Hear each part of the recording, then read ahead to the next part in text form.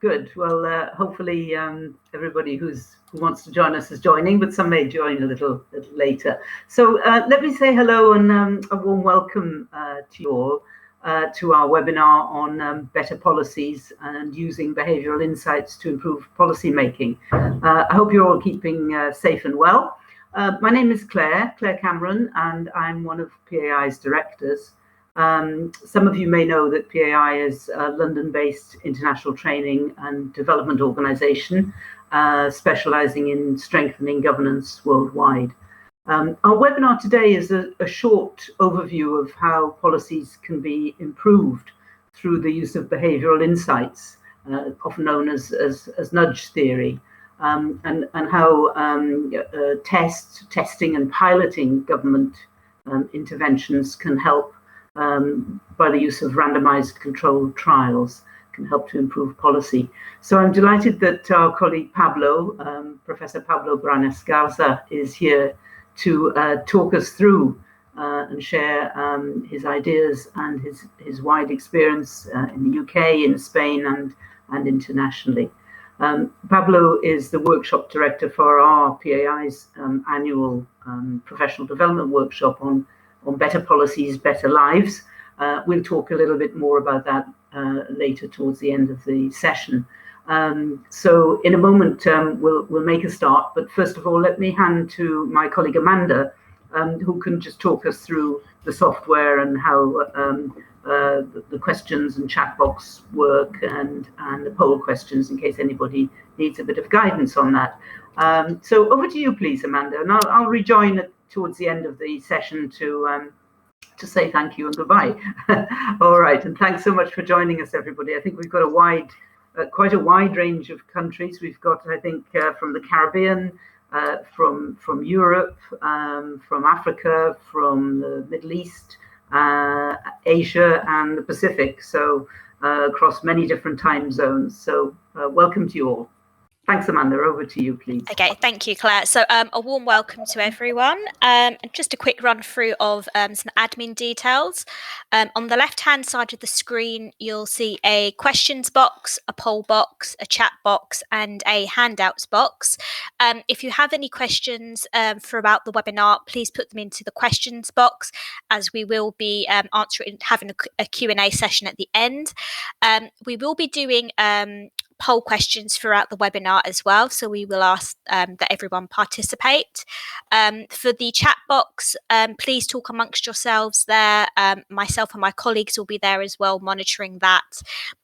With the handouts box, you will receive a copy of the slide deck, some marketing materials and information on the Better Policies, Better Lives workshop that we currently run. And just to let everybody know that we actually will be recording this webinar as well. So a recording will be made available to everyone. I think that is it from my side. Pablo, I shall hand over to you.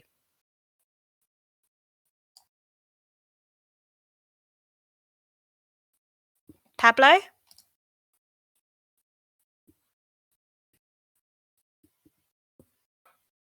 Pablo, can you hear me?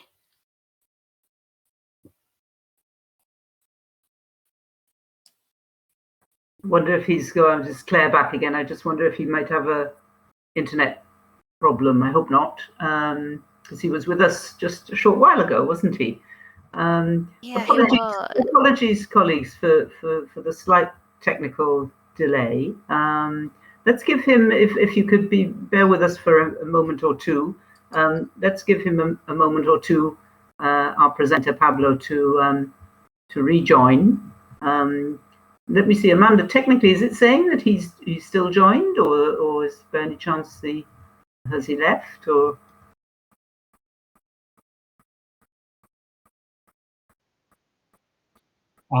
Yeah, I think Pablo is still online as if he. Okay, that's it. Okay. Oh, I think you're on. Pablo, we can see you now.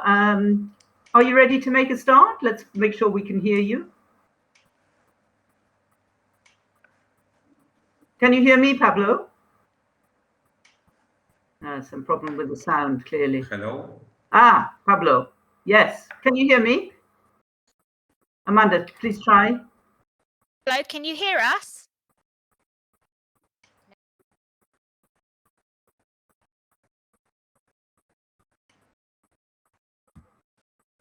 We can hear you, Pablo. Please go ahead.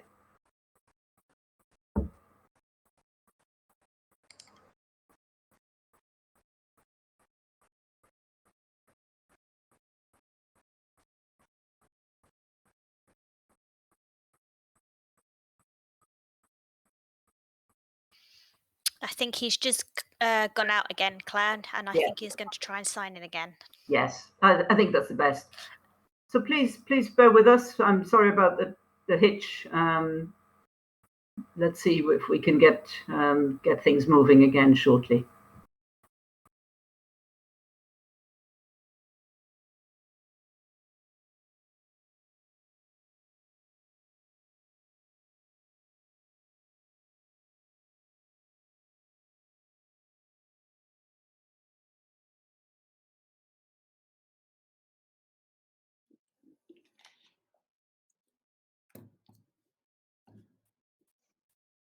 Hi, Pablo, can you hear us? Yes, absolutely. Good.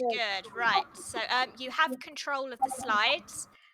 So we're ready to start whenever you are. Okay, I have control of this? Yep. Okay, that's great. Okay. So something happened when you give me control, you collapsed my computer for whatever reason, so I need to restart everything. Okay, that's fine, no problem. I'm already here. Okay. Okay, so thank you very much, Claire, and all people in the PIA. It's a huge pleasure to be here. So I'm gonna talk about public policy evaluation and the use of randomized control trials. So let me start with these two examples that I feel that are kind of illustrative about what is exactly a randomized control trial. Okay, so this is a very, very common problem, which is the take-up problem. So there is huge evidence that there are many people who fail to show up in appointments.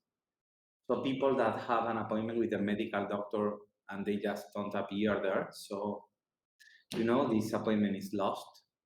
Or people who have an appointment to take an exam and they don't come. Or people who are eligible to receive a subsidized or like the UB40 or something in the UK, and they don't come. So for whatever reason, there is a huge fraction of people that they don't show up. So we have all the technology and we have all these super health centers with doctors or nurseries waiting for people, but they don't come. And this is a huge problem. And it's a huge problem because these people are coming late or they are not coming or whatever, or they show up 2 days later. This always increase waiting times. Also generate problems with resources because are used inefficiently, since we have, for instance, doctor waiting for someone who is not coming.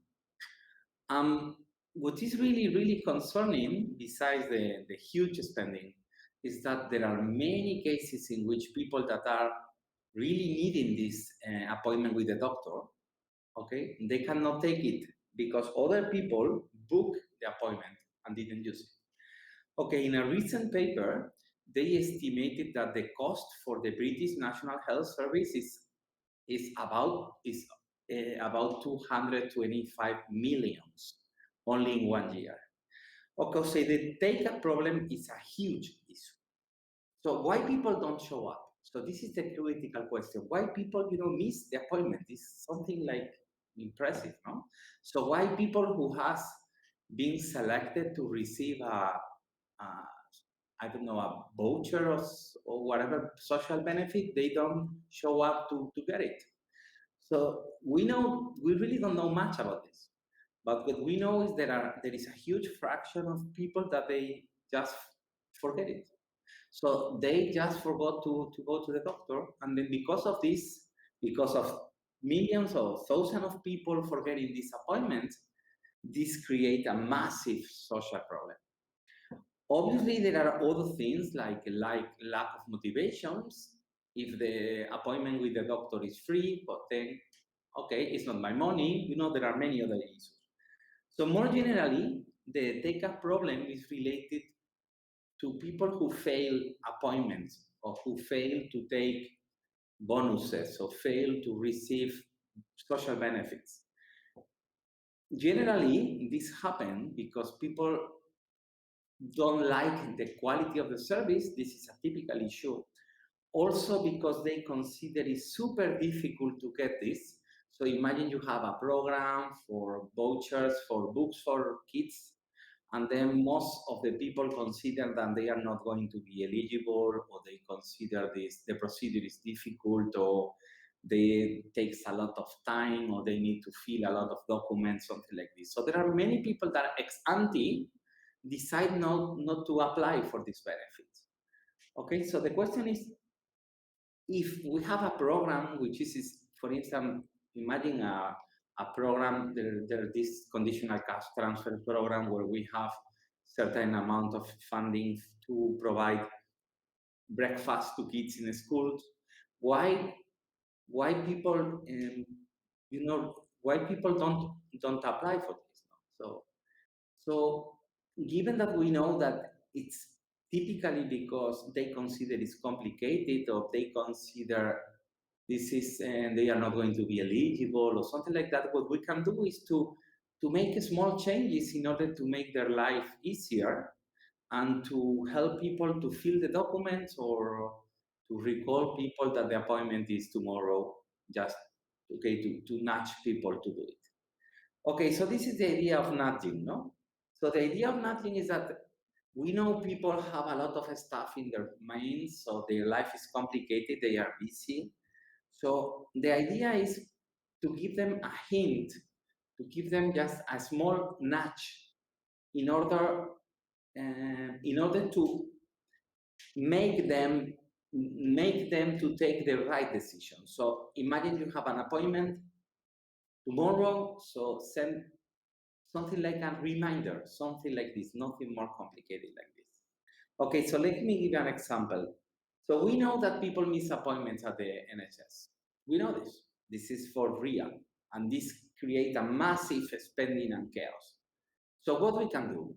So we can send an SMS the day before saying, okay, guy, remember that you have an appointment tomorrow. Or even we can do 6 hours before. Or we can do 1 hour before. Or we can do everything. So we just need to be sure that they don't miss the appointment. Okay? Well, I'm going to give 2 examples about this kind of big problem. Okay, this take-up problem. Okay, this is the first example refers to a program which was launched in Argentina called My First House.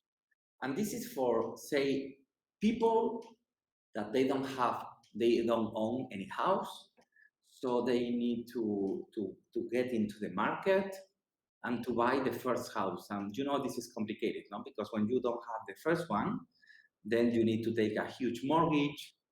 And typically it's difficult, no? Moving from the first to the second is much easier to buy the first one. Okay, well, so this is the program in a nutshell. So there is a registration, so there is a program, there is a website, people register in the website.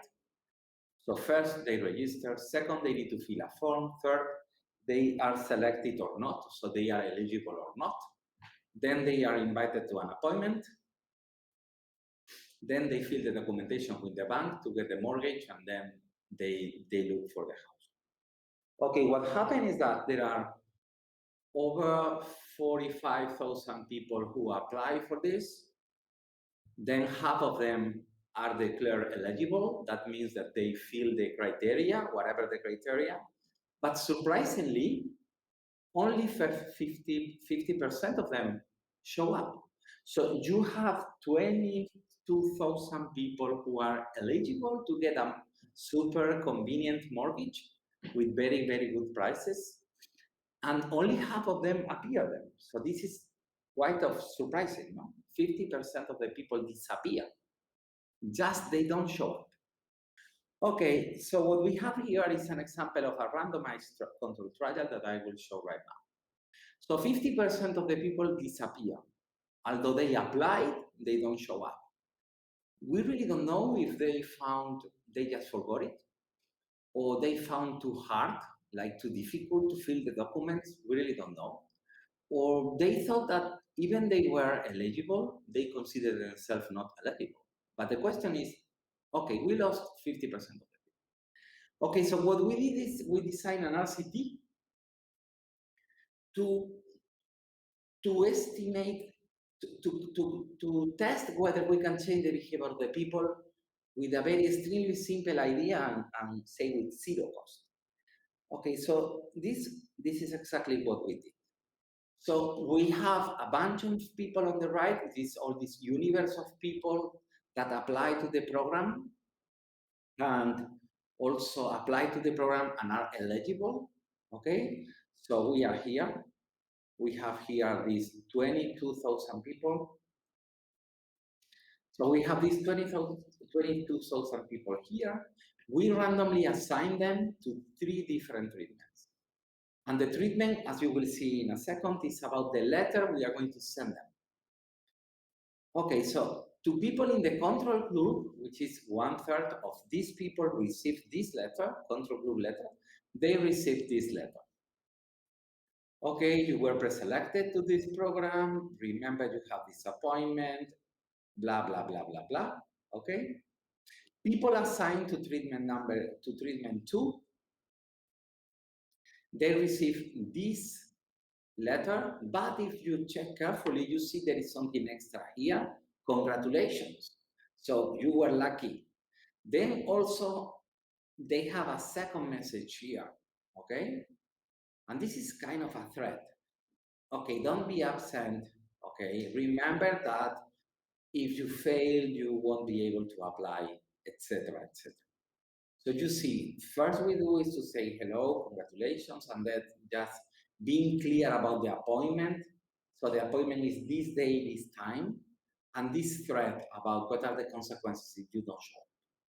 And then there is a third treatment, which is identical to the previous one, where we also say, okay, guys, you are super lucky. Only 20 out of 100 people managed to reach to this stage.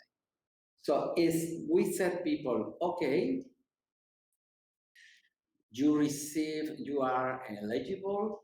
Then in the first treatment, we say congratulations. We give them precise information about the schedule, and also we will explain clearly if you fail, there are some consequences. And in the third treatment, we say it's exactly the same, but also we put this question about only 20% of the people were lucky. Okay, what we got? Okay, so sorry, full question. Do you feel that the intervention will have any effect? Do you think that sending people different letters have any impact? So there are 3 options. A is yes, a positive effect. Yes, negative effect. And C, I don't expect any effect. So do you think that sending these twisted letters are gonna change the behavior of the people? More people are gonna show up.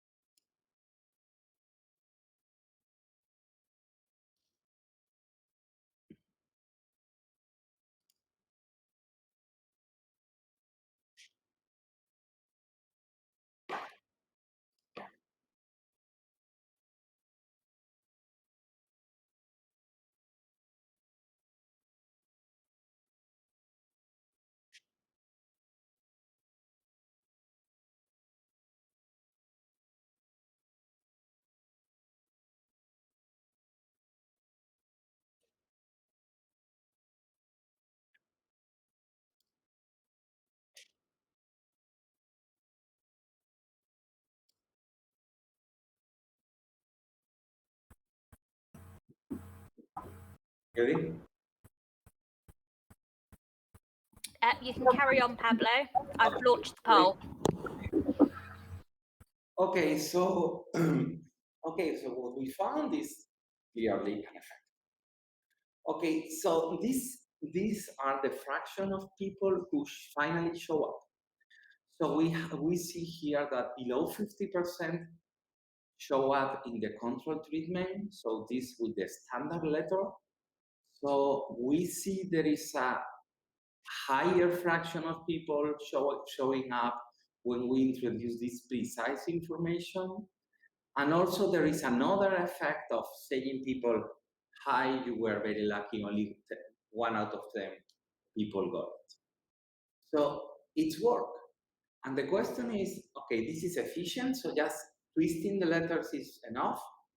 Apparently, yes. And also it's extremely cheap. So if you compare the cost of doing these small changes, these minimal changes in the wording, with the cost of people who don't show up, differences are in terms of economic cost is massive. Okay, let me move to the second example. So we have this training program. These programs are typically super problematic. So we have a training program typically for young people. So these people that are, without labor opportunities, you want them to get some capacity in order to learn some abilities and find a job. So then we have this training course. So they have classes, they have to attend classes. These courses are for free, so apparently are very convenient, no? But people, they fail to come, no? So they come perhaps the first session, but they don't come, they just disappear, no? Okay, let me give this example. So we have this program. The first class, we have 45% of the people appearing. Okay, it's not much. But what is more concerning is that you can see that 3 classes later, the percentage is going down, and 4 classes later is even worse. So this is going down and down and down. So then what we did was, again, another randomized control trial, okay? So at the time we invite people, we sent 4 different types of letters. So one letter was this control group with the standard letter. Then we have a first treatment where they said, where we inform people, if you complete the 5 classes, the first 5 classes, you complete all of them, you will participate in a draw of 3 tablets. There is a second treatment where we explain them, okay, hey guys, this is super costly. We spent a lot of money on this. Please use the money carefully. And in the last case, we introduce this guilt aversion. No? We say, okay, guy, you were selected randomly, but there are other people who was really willing to take this course, and you are taking the seat of the people. So please use with responsibility. Okay, so we have this bunch of people here. We randomly assign people to this control group. So we have here this where we gave them this participation in the draw of the 3 tablets if they complete 5 sessions. Here we have the people who were informed about how expensive is the course, and here these people where we explain them, okay, take care. Other people didn't have the chance like you, so use with responsibility. Okay, so what happened? What happened is that, okay, you see huge differences, no? So you see that the people who received this control letter with no extra content, they did not attend as much the other people who receive other type of content. Okay, now let me show you a second phase of the same program, the second wave, which is a bit more sophisticated.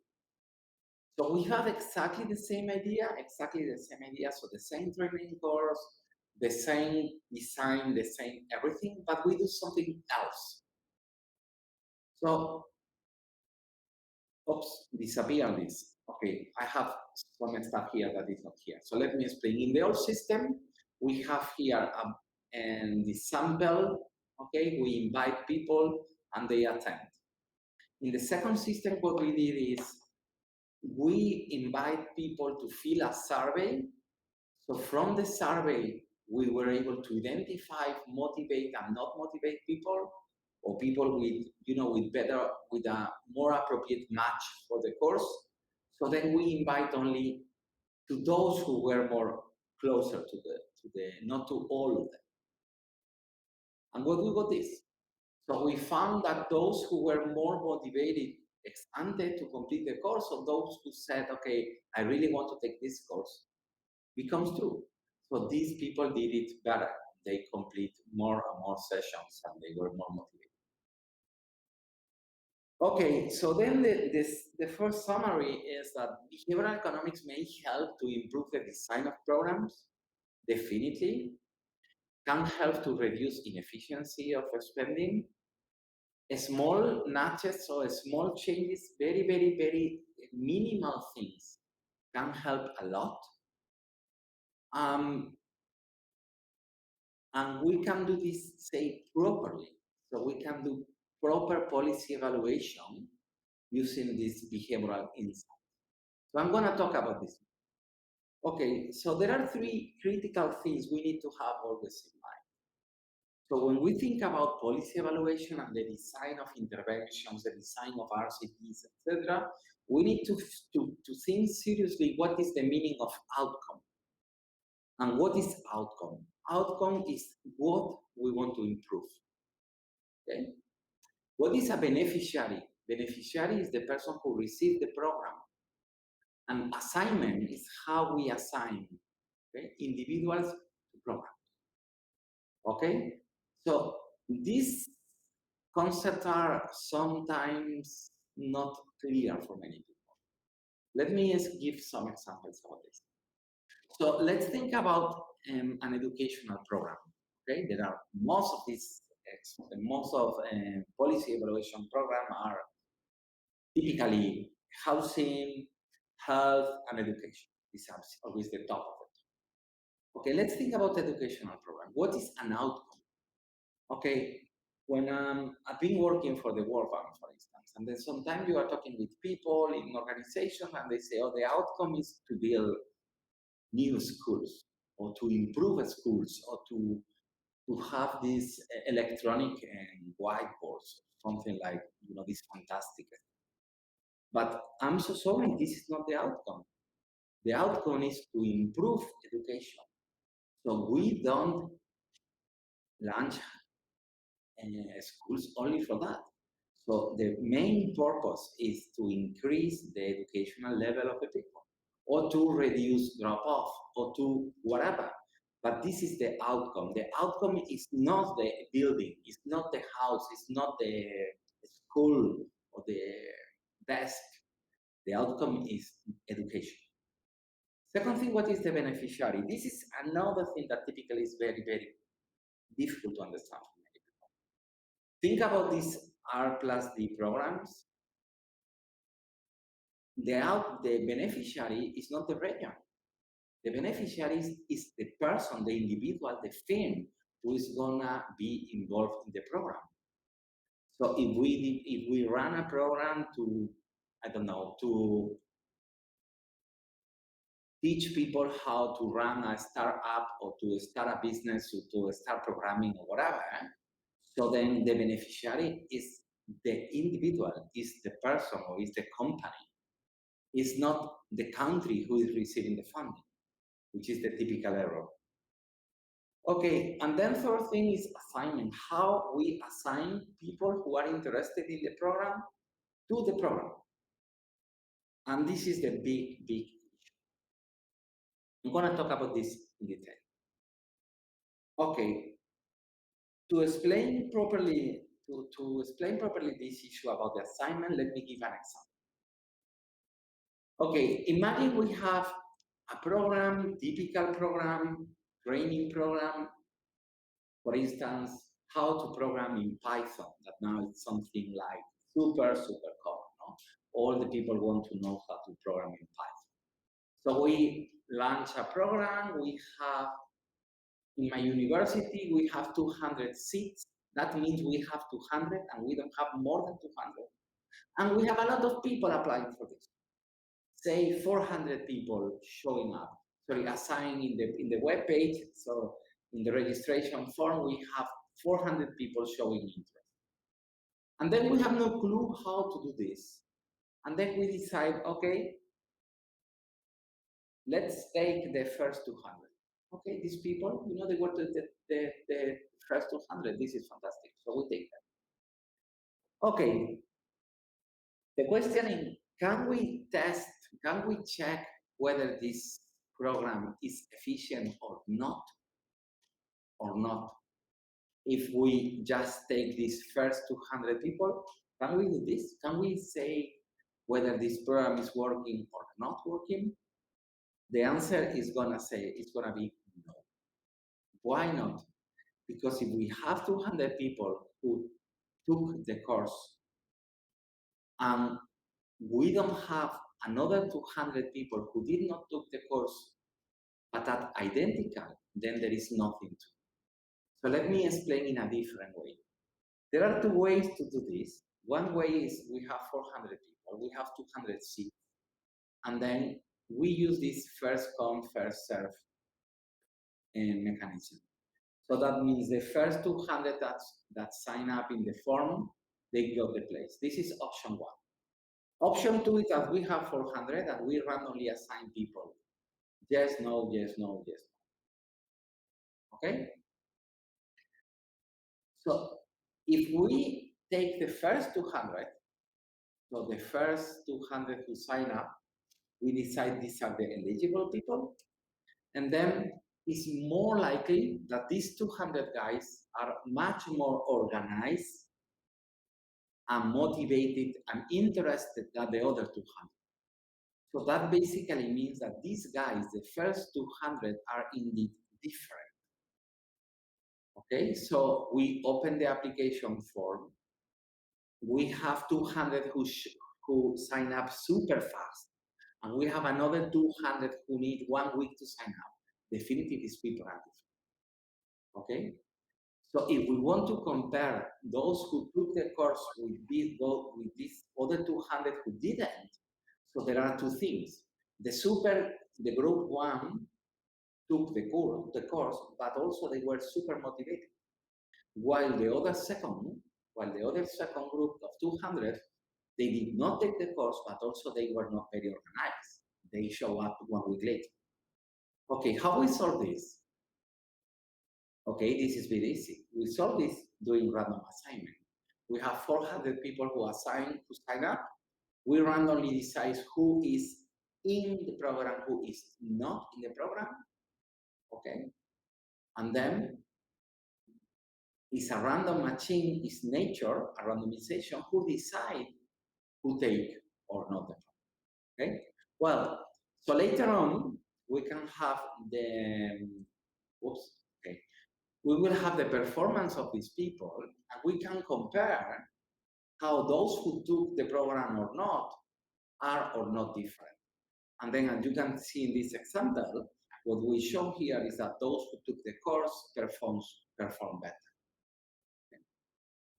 Well, okay, so in this program about training program, who are the beneficiaries? Students or co-parents?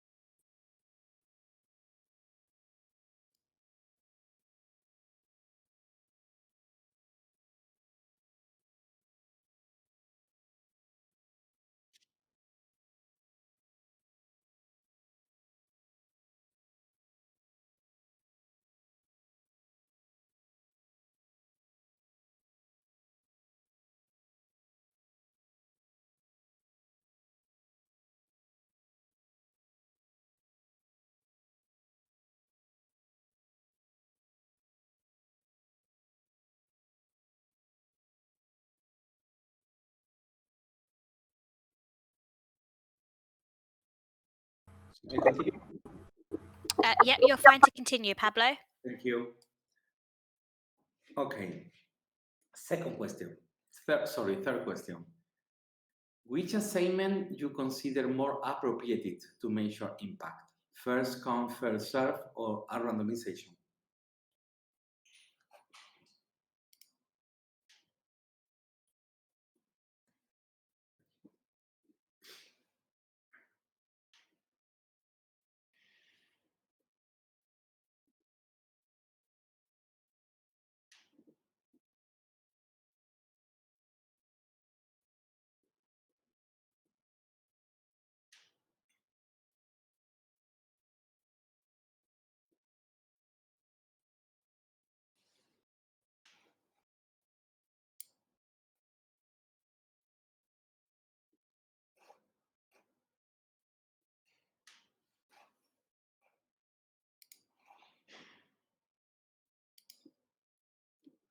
Okay. Okay, so let's talk about randomized control trials. Okay, I briefly explained this before. So a randomized control trial is a way in which we can measure the real impact of programs. Okay, so let me explain this in detail. So imagine we have a huge population of people. Let's use the example of kids in school because it's very obvious. So we have a bunch of students in a population, say, for instance, in northern Nigeria, which is a place where we have been running this sort of interventions. So in this area in north of Nigeria, we have thousands of students.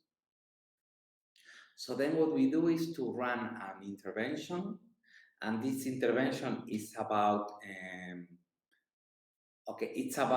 education. Okay, so then we have a bunch of eligible students here that are randomly assigned to the control or the treatment. Okay, so that basically means that given that you cannot do this random assignment with students, we need to do with the schools. So we take every single school in the area, we toss a coin, and then we decide whether this school is going to the control or to the treatment. If this school is assigned to the control, we do nothing. And if it's assigned to the treatment, okay, we bring some tablets and electronic stuff to the school. Okay, this is the intervention. So then we have initially 1,000 schools, okay, that are randomly assigned to the treatment or to the control.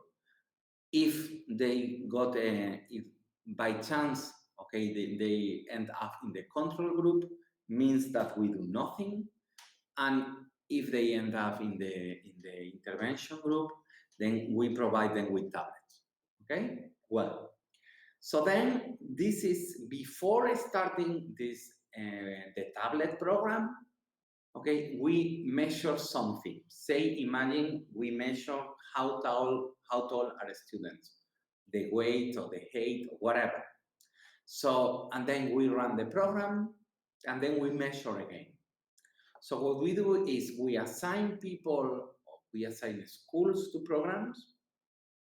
We measure something before, and we measure something after.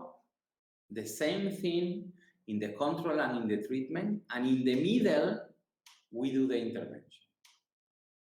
Before going to this detailed example of the schools, say that we bring candies to the school, candies, randomly selected, randomly assigned candies. We measure here the quality of the tooth of the kids before and after. And then after the program, after the bringing candies for 1 year, we do this health examination again, and then we confirm that those kids that were in the school with a lot of candies, they are suffering a lot of problem in the tooth. Okay. Well, so typically what we do is we have this random assignment, we have a measure before, and we have a measure after. So for both the control and the treatment, we have a measure. Okay. And then what we do is to compute the difference. So we go to the control group, in this case the control group, and what we do is to check how they are today. They are, for instance, we are doing exams, they are doing better or not versus before. And also we do exactly the same exercise in the other group, in the treatment group. So and then we compare how they are doing exams today, compare how they did exams before. So let's take the typical example with SITs, no, with exams. So then what we do is we assign a student randomly, control treatment, we do the SAT, the SIT, we do the exam, then we give them, to those in the treatment group, we gave them books, photocopies, special training, whatever, and then we do exams again. In the control group are in the treated group. And then what we do is to compare whether the final marks the student in the treatment group are getting today compared to before are different to the final marks that the student in the control group are getting today before the day before. So if this difference is positive, so the first difference is this minus this, while the second difference is in the treated group today versus yesterday. If this difference is positive, then we say there is an impact. So we have control group and treated group. Control group, we did nothing. Treated group, we have kids with books. If we are able to test that the students in the treated group are getting better marks, have improved their scores compared to themselves, then we can say there is an impact, okay? Otherwise, there is no impact. So then, another poll question.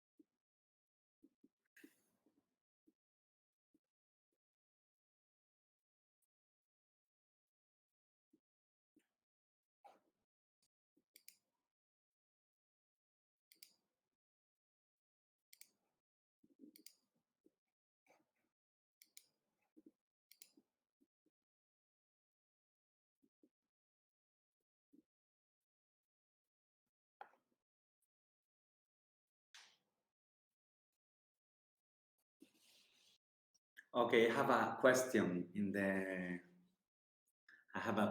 the audience. Yeah, let me.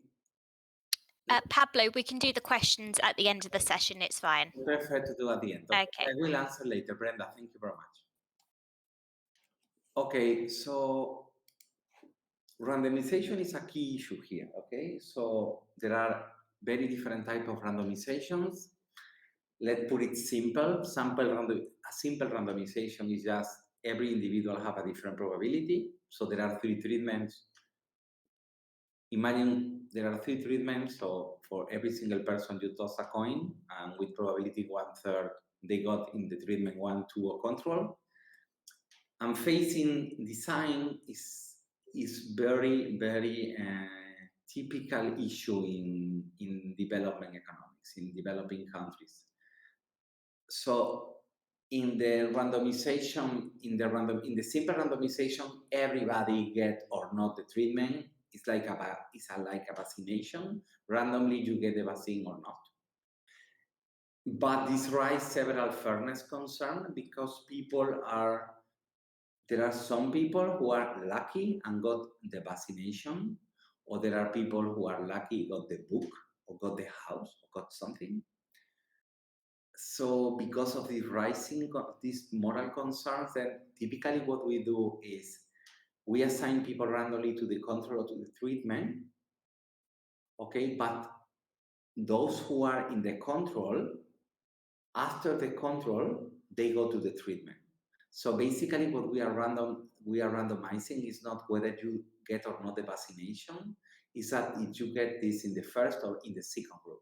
So at the end of the day, everybody got the vaccination, everybody got the house or the book or something. So this is phasing.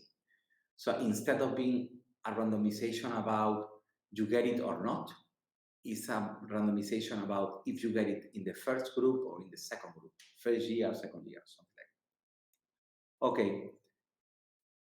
A big issue is that how we select people for programs. So we have a program, housing program. We have a lot of people to get the program. We have we have 1,000 houses. We have 100,000 people applying for the house. So how we do this? Okay, how we make the choice? Okay, if we do random, if we just say like they do in Brazil and many other countries, they have these housing programs and they go to they have 1,000 houses, 100,000 people applying for this.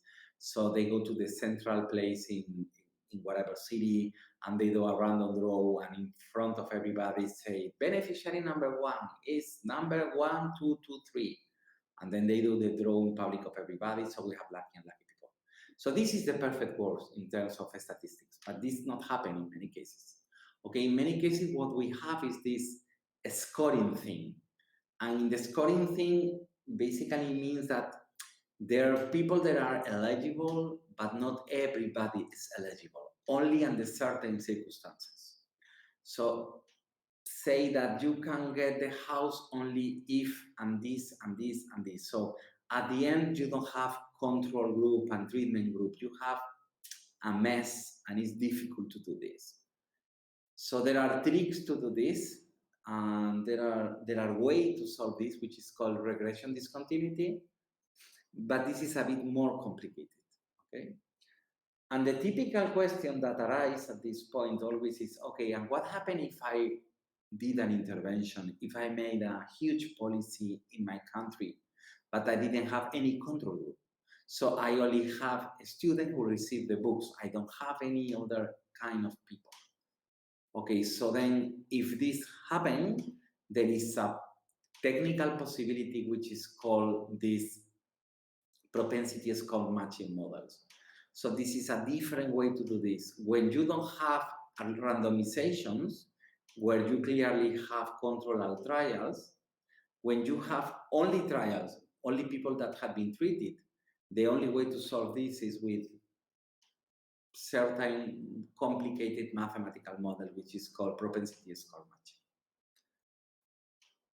Okay, so the summary is that we use randomized control trial to measure causality, to measure whether giving a student books improve education. Okay, then randomization guarantee that all potential students that are going to receive the books are identical ex ante. Okay, and then what we do is to measure the difference between those who receive and those who didn't receive the books before and after, okay? Okay, and why this is important for policy? So this is kind of obvious, no? It's important for policies because doing policy evaluation, we may know what works and what does not work. So if imagine I'm the person who is in charge of the Ministry of Technology, and then I decide that providing all the students in my country with a tablet is fantastic, but I'm really sorry, but perhaps it's completely useless. It's a completely waste of money. And you can say, no, Pablo, for sure, if you give them a tablet, this is gonna work. And I can say, okay, probably it's gonna work, but there are many other things that with the same money, perhaps are more useful. So the most important thing is that we can inform about what works, what doesn't, And more importantly, we can provide numbers about this. So we can say, okay, if you want to increase the standard deviation in education, the best way to do this is doing this. We know in India it's better to give shoes to girls than books. Okay, we know that. Okay, so we can do cost analysis, so we can see what is exactly the cost of doing this and what are the benefits. I think the last issue is not trivial at all. This is cheap in the sense that we run a RCT with 100 schools, we invest in tablet, we invest in whatever we want, but it's only 100 schools. It's not 10,000 schools, so it's much cheaper. Okay, so then the last question is, why are RCTs useful for policy? Are cheap and informative, not harmful. If something goes wrong, it's nothing to be concerned, or both of them.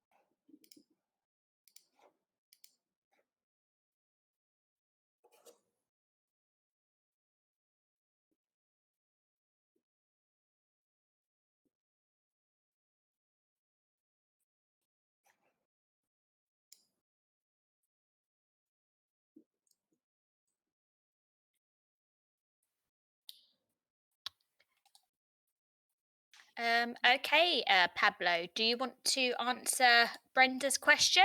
Yes, I have this question from, I think was Brenda, maybe? From Brenda. Okay, so Brenda, let me explain this easily. Let me give this example. So imagine that you have a, where are you from, Brenda? Can Brenda answer? I don't think so, no? No, so Brenda is from Ghana. From Ghana, okay. So imagine that you have a problem of, I don't know, and you have medium-aged people that they don't make much more exercise. And for whatever reason, you want to improve the healthy style of the people. So then you take 1,000 people randomly selected, and then you invite them to this program that doing healthy life. So you have 50% of the people randomly included in the program, in the treatment, where you have a personal trainer for them. You put this watch that they take all the measures about kilometers and whatever, perimeter, I think is the name.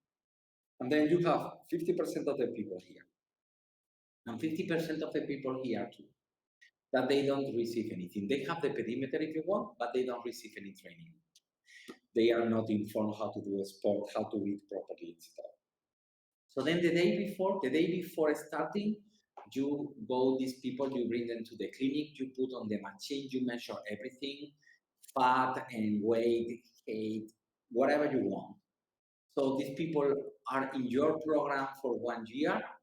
Those who are in the treatment and those who are in the control, they have the perimeter, but nothing else. They are not in the program.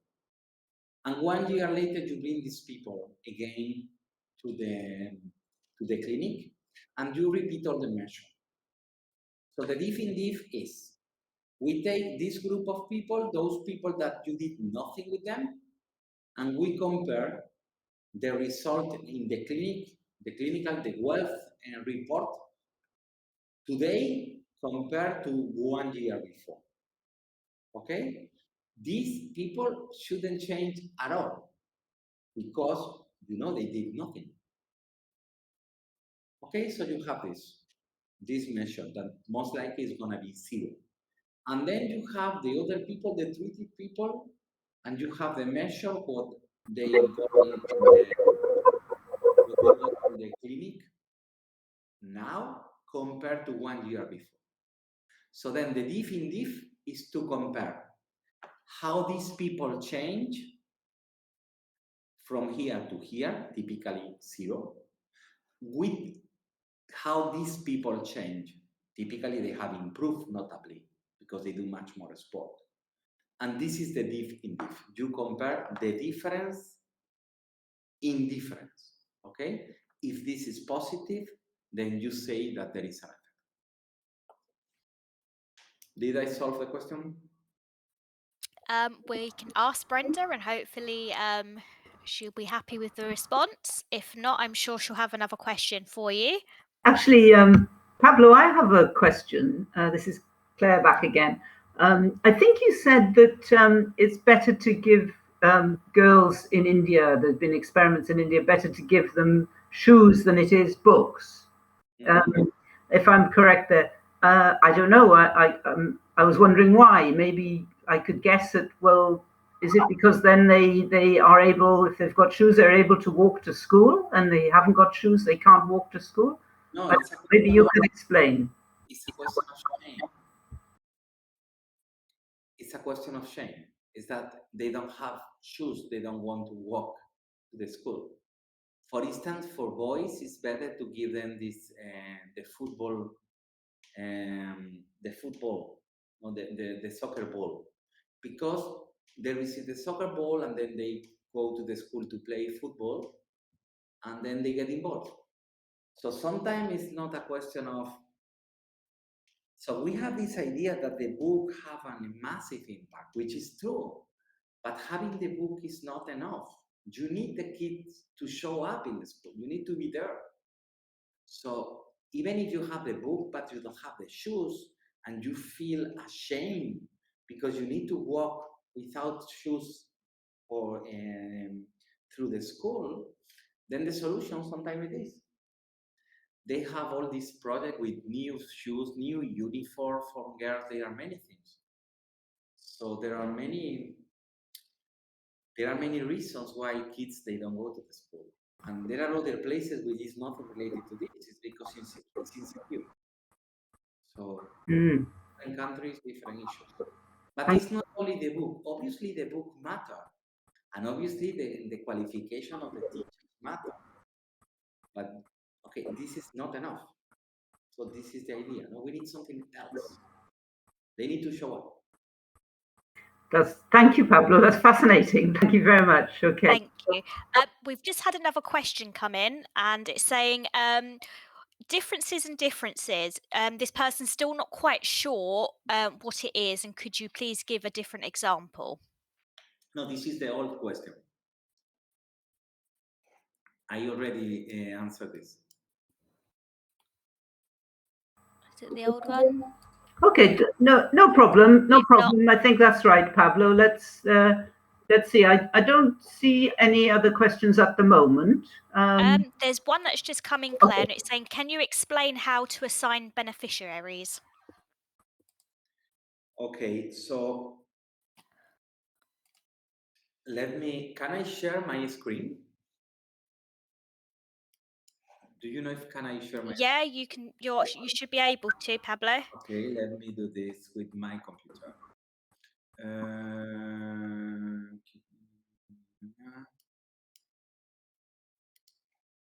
Sure. Okay. So you see now my screen? I don't think so. No, at the moment, no. It's just saying screen share in progress. Yeah. 1 second.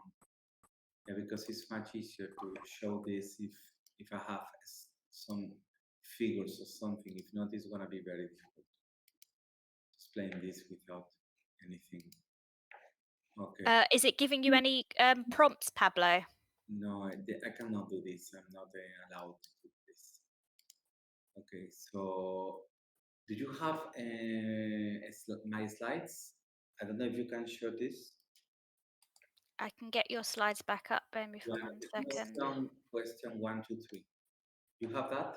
Can you? I've got. Yeah. Okay. I don't know why I cannot do this. Do you want this one? Yeah, so good. Go to the next one. Next one. Next one. Okay. So this is how we assign people to treatments, okay? So in the ideal world, you have people, you have houses, and you just randomize people, okay? You randomize people. So then you have, at the end of the day, people with houses and you have people without houses. So then you have the control group and the treated group. So it's easy to compare. So we can say 1 year later, with these people without house is happier, is less happier, is whatever. And we have 1 year later, these people enjoying a new house and maybe safer or not, whatever. But this is not obvious because this situation is special. There are many situations where this is not like that. So imagine you have the typical situation that where you need to pass an exam or you need to pass something, some sort of a scoring in order to be eligible, okay? Eligible. Imagine there is a programming course, Joe. So we offer a course on Python to program people, to program. Obviously, not everyone may be eligible because if you have no idea about programming, what is the point of you coming to this program? So then you need to make an exam. So then we have the exam, and then we have people who pass the exam or don't pass the exam. Okay? So then we have these are the treated people. And these are the untreated people. They did not receive the Python course, okay? But obviously these people are different because they passed the exam. These people passed the exam. These people did not pass the exam. So what we do is to focus on those who are in the frontier. So those who almost passed the exam. So he was the first on the reservation queue, the waiting list. We focus on the first and the second and the third.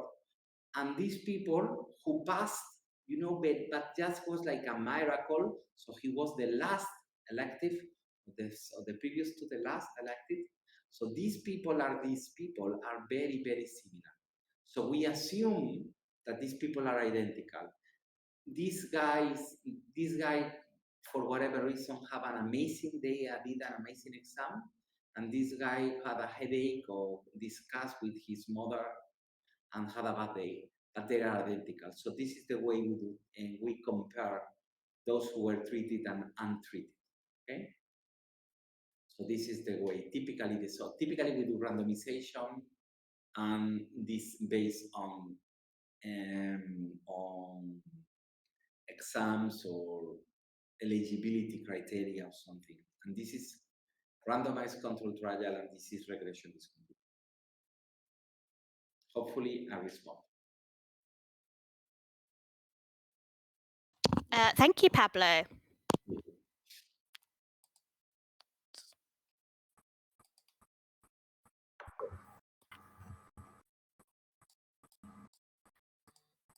Shall we go to the poll results, Amanda?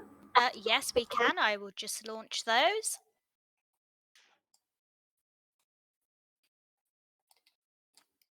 Okay, so the first poll question was, do you feel that the intervention will have any effect? We had 84% say yes, positive. We had 8% say yes, negative, and another 8% that said no effect.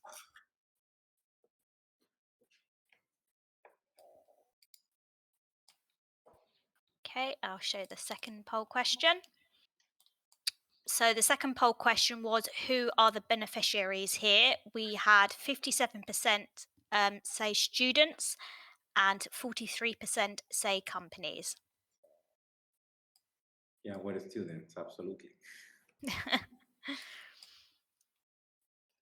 the third poll question was, which assignment is more appropriate to measure impact? We had first come, first served at 58% and randomization at 42%.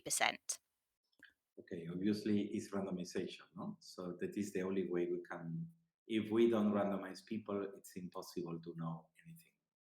Yeah. Because if we use this first come, first serve criteria, then we are selecting the good people in one group and the bad people in the other group. Okay, the fourth question is, how many times do we need to get information? Once was at 11%, and we had twice at 89%. Absolutely.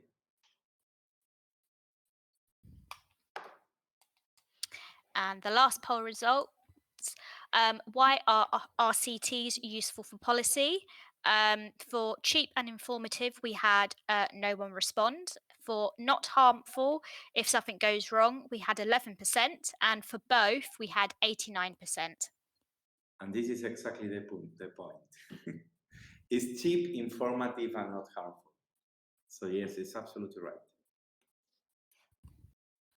Okay. Good. Well, thank you very much, Amanda, for reading out those questions and for steering us along. Pablo, have you any other comments to make before I sort of say my thank yous?